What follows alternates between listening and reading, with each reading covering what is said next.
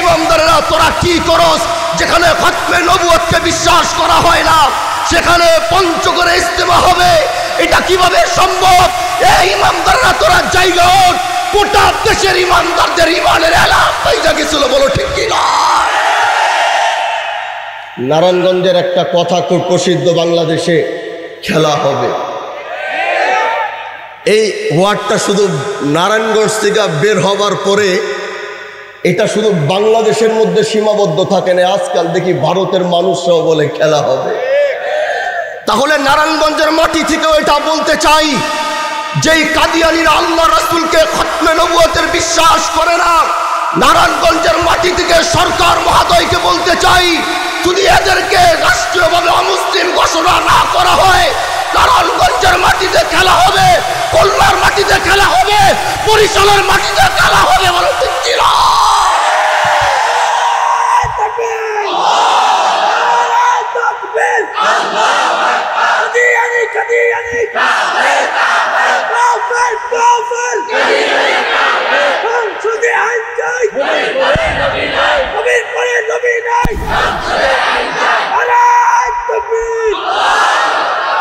গোটা দেশ যেখানে এক, সেখানে আমি বুঝলাম না আমার রাষ্ট্র কেন বুঝতে চেষ্টা করে না। গোটা দেশের 99% মানুষ যেখানে খতমে নবুয়তের পক্ষে কথা বলে, রাষ্ট্র কেন বুঝতে চায় না, সরকার কেন বুঝতে চায় না? আমাদের এটা বিষয় আসে না। সরকার মহোদয়কে বলতে চাই, আরে আপনার কিসের ভয়? সংসদে দাঁড়িয়ে ঘোষণা করুন, গোটা দেশ আপনার পিছনে দাঁড়িয়ে থাকতে, বলো ঠিক কিনা? এই জন্য দোস্ত, তাইলে এবার বলি, ইমানের জন্য আমরা পূর্বেও জীবন দিয়েছি, ইমানের জন্য আমরা আজও জীবন দিচ্ছি, ইমানের জন্য কিয়ামত পর্যন্ত ইমানদাররা জীবন দেওয়ার জন্য প্রস্তুত আছে, বলো ঠিক কিনা? মেরে দোস্ত, আল্লাহর কোরআন থেকে যে আয়াতটি তেলাওয়াত করলাম, এবার দেখাই এই আয়াতের একটু মর্ম শোনেন, তাই বুঝবেন যে ইমানদারের ইমানটা কেমন হওয়া দরকার। এই আয়াতের শানে নুজুলে তাকাইলে দেখবেন হযরতে আবু বকর সিদ্দিক রাদিয়াল্লাহু তাআলা আনহুকে এখানে টাইনা আনা হয়েছে। আবু বকর সিদ্দিক বলে, আমি একদিন রাস্তা দিয়ে যখন হাইটা যাই, হঠাৎ করে রাস্তা দিয়ে হাঁটতে হাঁটতে আমার সামনে দেখলাম একজন অনেক বড় একজন, যার নাম ছিল ফিনহাস।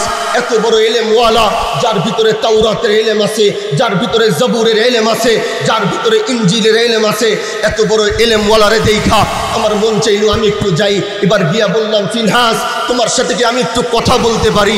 ফিনহাস বলল, আবু বকর, কি বলতে চাও বলো না। আবু বকর তখন চিৎকার করে বলা শুরু করলো, এ ফিনহাস, তোমার ভিতরে আল্লাহ পাক তাওরাতের ইলম দিছে, তোমার ভিতরে আল্লাহ পাক জবুরের ইলম দিছে, তোমার ভিতরে আল্লাহ পাক ইনজিলের ইলম দিছে। আমি তোমার কাছে প্রশ্ন করতে চাই, যেই জবুরের ইলম তোমার মধ্যে আছে, ওই জবুরের মধ্যে খাতামুন নবিয়্যিন কে হবে? আল্লাহ পাক এটা বলে দিয়েছেন, তোমার ভিতরে যে তাওরাতের ইলম আছে, সেই ইলমে, সেই কিতাবের মধ্যে খাতামুন নবিয়্যিন কে হবে?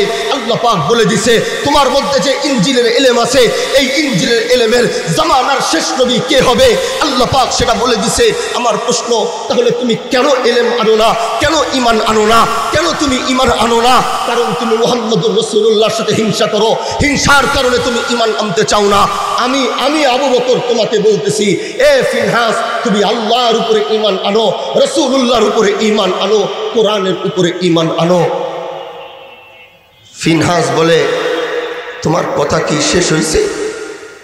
আবু বকর বলে, আমার কথা শেষ। কয়, তাইলে আমার কথা শোনো। কয়, কি কথা?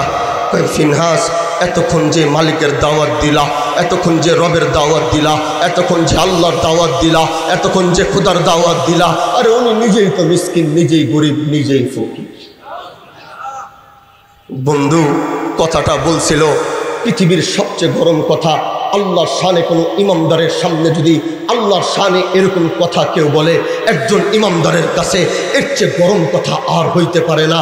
আর গরম কথাটা বলছে পৃথিবীর সবচেয়ে নরম মানুষের সামনে। কোনো প্রধানমন্ত্রী নরম ঘোষণা করে নাই, কোনো রাষ্ট্রপতি নরম ঘোষণা করে নাই। সরকারে দু আলম, যাকে কোরআন বলে ওয়াদ্দুহা ওয়াল্লাইলি ইযা সাজা, যাকে কোরআন বলে ওয়ামা আরসালনাকা ইল্লা রাহমাতাল লিল আলামিন, যাকে কোরআন বলে ওয়ামা আরসালনাকা ইল্লা কাফাতাল লিন নাসি, বাশীরাও ওয়া নাযীরা, যাকে কোরআন বলে ইয়া আইয়ুহাল মুযাম্মিল কুমিল লাইলা ইল্লা কালিলা, যাকে কোরআন বলে ইয়া আইয়ুহাল মুদ্দাসসির কুম ফাআনদির ওয়া রাব্বাকা ফাকাব্বির, যাকে কোরআন বলে মুহাম্মাদুর রাসূলুল্লাহ ওয়াল্লাযীনা মাআহু আশিদ্দাউ আলাল কুফফার রুহামাউ বাইনাহুম তারাহুম রুকআন সুজ্জাদান ইয়াবতাগুনা ফাদলাম মিনাল্লাহি ওয়া রিদওয়ানা, যাকে কোরআন বলে ইন্না আতাইনাকাল কাউসার ফাসাল্লি লিরাব্বিকা ওয়ানহার ইন্না শানিআকা হুয়াল আবতার। আরে যিনি সিজদা না উঠাইলে কিয়ামতের মাঠে আল্লাহ পাক কারো জান্নাত আর জাহান্নামের ফয়সালা করবে না। আরে যিনি সিজদা না উঠাইলে কিয়ামতের মাঠে আল্লাহ পাক বিচার করা শুরু করবে না। ও বন্ধু, সেই সরকারে দু আলম বলে আরহামু উম্মতি বি উম্মতি আবু বকর, আমি যেমন শেষ নবী, আমার পরে যেমন কোন নবী আসবে না, ঠিক আমার আবু বকর হলো পৃথিবীর সবচেয়ে নরম দিলওয়ালা। আমার আবু বকরের পরও এই পৃথিবীতে আর কোনো নরম দিলওয়ালা আসবে না। কথাটা বলছে সবচেয়ে গরম, কিন্তু বলছে পৃথিবীর সবচেয়ে নরম মানুষের সামনে। এখন অবস্থাটা কেমন হওয়া দরকার? এবার আবু বকরের ইমান আবু বকরকে ধাক্কা দিয়ে বলে, এ আবু বকর, আল্লাহর শানে এত বড় গোস্তাখি, তুই এখনো কেমনে দাঁড়ায় আসো? কারণ ফিনহাসের সামনে 100-র উপরে মানুষ, আর আবু বকর একা। আবু বকর রাদিয়াল্লাহু তাআলা আনহুর সাথে হযরতে আলী নাই, হযরতে হামজা নাই, হযরতে ওমর নাই, হযরতে বেলাল নাই, আবু বকর একা। এবার সামনে তাকায় দেখে ফিনহাসের সামনে 100-র উপরে মানুষ। আবু বকর জানে আমি যদি গিয়া মারবো, ওরা সব মিলে আমাকে মাইরা ফেললেও আমি আর কিছু করতে পারবো না।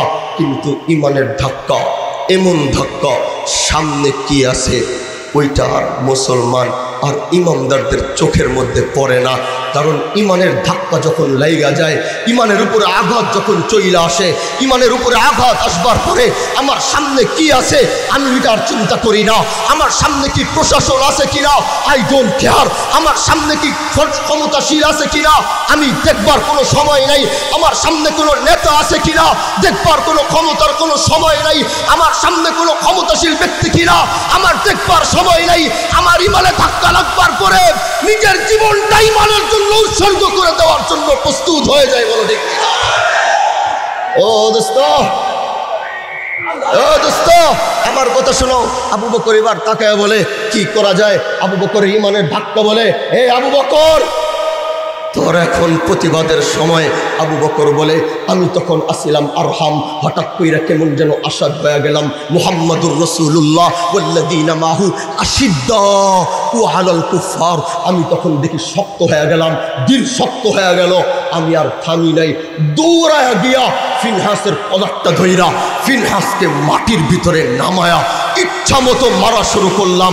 ফিনহাস মায়ের খায়ার চিন্তা করে এই বিচার আমি কার কাছে দিব? কারণ আবু বকর সিদ্দিক রাদিয়াল্লাহু তাআলা আনহু বিচার করবার মতো গোটা আরবের মধ্যে কারো ক্ষমতা নাই। যদি বিচার কেউ করতে পারে তো একমাত্র মুহাম্মাদুর রাসূলুল্লাহ সাল্লাল্লাহু আলাইহি ওয়াসাল্লাম, এছাড়া আর কেউ না। বন্ধু, খুব মনোযোগ দিয়া, দিলটা লাগাইয়া, অন্তর দিয়ে একটু শুনবার মতো চেষ্টা করবেন। কারণ আজ আপনাদের ইমানগুলোকে একটু জাগাবার জন্য আসলাম। আজ ইমানদারদের ইমানগুলোকে একটু পরিষ্কার করবার জন্য আসলাম। কারণ আগামীতে কে ইমান আর কে বেঈমান সেটার খেলা, সেটার পর্যায়ে, সেটার সময় আসছে। আগামীতে পরিচয় দেওয়ার সময় আসছে কে ইমানদার আর কে বেঈমান। এতদিন আমরা ইমানকে মজবুত করলাম, এখন সময় হইল ইমানের অ্যাকশন দেখানো। এজন্য বন্ধু, আমার কথাগুলো একটু মনোযোগ দিয়া, দিলটা লাগাইয়া কথাগুলো একটু শুনবার মতো চেষ্টা করবেন। ফিনহাস এবার মাইর খাবার পরে সোজা রসুলের দরবারে গিয়া হাজির। রসুল বলে, ফিনহাস, তোমার মতো এত বড় ইলমওয়ালা, তোমার মতো এত বড় ইলমওয়ালা আমার দরবারে কি করে? ফিনহাস বলে, বিচার নিয়ে আসলাম। আল্লাহর রসুল বলে, কিসের বিচার নিয়ে আসছ? কয়, দেখেন আমাকে মাইরা কি করছে। রসুল বলে, কে আমারে মারছে? কয়, আপনার আবু বকর আমারে মারছে। রসুল বলে, এতক্ষণ যা বললা আমি সব কিছু বিশ্বাস করলাম, কিন্তু জাহান্নামে বিচার দিলা, তার কথাটা আমি বিশ্বাস করতে পারলাম না। কারণ আমার আবু বকর, আমার আবু বকর হইল নরম দিলওয়ালা। আমার আবু বকর যুদ্ধের ময়দানে মুসলমান ছাড়া আমার আবু বকর কারো গায়ে হাত উঠায় না, আমার আবু বকর কারোর দিকে বড় চোখ কইরা তাকায় না। আর তোমার মতো এত বড় এলেমওয়ালারে আবু বকর মারবে, আমি রাসূল এটা বিশ্বাস করি না। তোমারে আবু বকর মারে নাই, তোমারে মনে হয় ওমরে মারছে, তুমি আবু বকরের নামে কেন বিচার দাও? ফিনহাস বলে না, আমাকে ওমর মারে নাই, আমারে আবু বকর মারছে। কয় না, তোমারে ওমর মারছে, কারণ আল্লাহ পাক দুইজনকে দুই সিফাতের বানাইছিলেন। একজন হইল আরহামু উম্মতি বি উম্মতি আবু বকর ওয়া আশাদ্দুহুম ফি আমরিল্লাহি উমর। একজন হইল দুনিয়ার সবচেয়ে নরম, আরেকজন হইল দুনিয়ার সবচেয়ে গরম। একজন যদি এই কথা যদি হযরত ওমরের সামনে বলতো, ওমর দেখতো না আমার সামনে কি কোনো প্রেসিডেন্ট দাঁড়ায় আছে কিনা। আল্লাহর শানে এত বড় কথা শুনবার পরে ওমর খালি তলোয়ারটা বের কইরা বর্দানকে ফালাইয়া দিত। আর আল্লাহ পাক বলে মুহাম্মদুর রাসূলুল্লাহ, এ আমার মাহবুব, ওমর যদি কারো গর্দানও ফালাইয়া দেয়, আপনি মনে কইরেন না আমি আল্লাহ পাক নারাজ হব, কারণ ওমরের বিচারে আমি আল্লাহ পাক খুশি হব। এবার বিচার দেওয়ার পরে রাসূল তো বিশ্বাস করতে পারে না আবু বকর আবার এত গরম হইতে পারে। পৃথিবীর সবচেয়ে নরম মানুষ গরম হয়ে গেছে, এটাই হইল ইমানের সিফাত।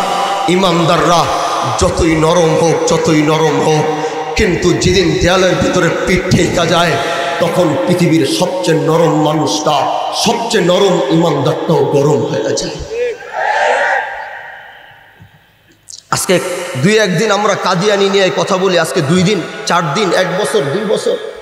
আল্লামা আহমদ শফি রহমতুল্লাহ আলাই এই স্টেজে আমি এখানে দাঁড়ায় কথা বলছি, আমার এখনো মনে আছে আজ থেকে 2 বছর আগে না 3 বছর আগে হবে না, কয় বছর, 3 বছর আগে আমার এখনো মনে আছে এখানে দাঁড়ায় কথা বলছি।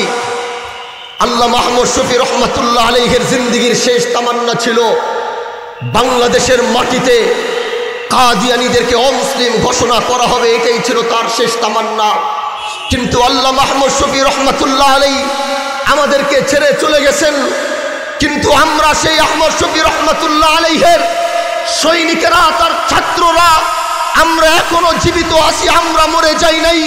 আমাদের উস্তাদের যে আশাটা পূর্ণ হয় নাই, আমাদের উস্তাদের আশা পূর্ণ করতে গিয়ে যদি আমাদের হাজারো ছাত্রের জীবন দেওয়া লাগে, আমরা জীবন দিতে প্রস্তুত আছি।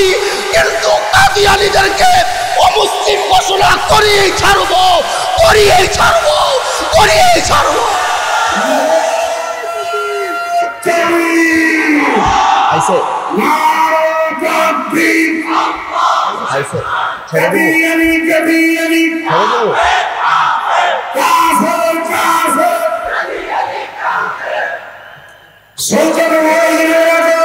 मेरे दोस्तों, मेरे दोस्तों,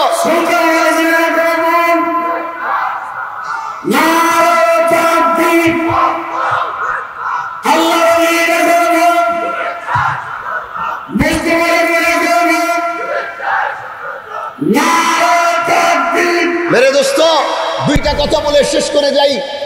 যেহেতু হাজী শরীয়তুল্লাহর বংশ থেকে এখানে আগমন করেছি, গোটা দেশ আর গোটা জাতিকে স্পষ্ট বলতে চাই, আজ পাকিস্তানে পার্লামেন্টে গোটা দেশ পাকিস্তানে রাষ্ট্রীয়ভাবে কাদিয়ানীদেরকে অমুসলিম ঘোষণা করা হয়েছিল।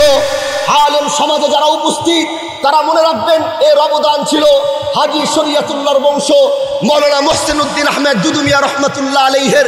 একটা কথা বলে শেষ করব, দুদু মিয়া রহমতুল্লাহ আলাইহির সেই প্রতিবাদেই পাকিস্তানের পার্লামেন্টে কাদিয়ানীদেরকে অমুসলিম ঘোষণা করানো হয়েছে। আমরা হাজী শরীয়তুল্লাহর বংশ মরে যাই নাই, এই দেশে আমরা এখনো বেঁচে আছি।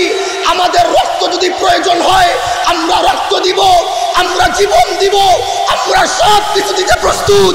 কিন্তু গোটা দেশ আর জাতিকে নিয়ে আগামীর আন্দোলন হবে কাদিয়ানী বিরোধী আন্দোলন। এই আন্দোলনের যদি ডাক আসে, কারা কারা জীবন দেওয়ার জন্য প্রস্তুত ইনশাআল্লাহ।